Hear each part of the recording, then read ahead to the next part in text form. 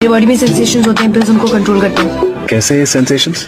Sensation जैसे सरसराहट, सनसनाहट, गुदगुदी। भाई सेंसेशंस को तो पिल्स कंट्रोल कर लेंगी, पर क्लाइंट रिक्वेस्ट को कंट्रोल करने के लिए तुम्हें कंट्रोलर्स का यूज करना पड़ेगा। NSJS बताता हूँ कंट्रोलर्स क्या होते हैं। See controllers are basically gate keepers in NSJS. These are responsible for handling any incoming request from the server and responding back to the client. एक कंट्रोलर में we can have multiple routes and each route can perform its own action. हाँ, एक चीज याद रखनी है कि controllers के अंदर हम लॉजिक नहीं लिखते, बिजनेस लॉजिक नहीं लिखते हैं। For that we use services. Services के अंदर हम बिजनेस लॉजिक लिखते हैं। देन एक आर्किटेक्चर फॉलो होता है जिसको यहाँ पे शॉर्ट में मेंशन कर रखा है कि सबसे पहले क्लाइंट रिक्वेस्ट करता है, वो कंट्रोलर के पास जाता है, then controller call the service corresponding to it, और then that service calls any database API call if needed, या जो भी लॉजिक परफॉर्म करना होगा उसके अकॉर्डिंगली।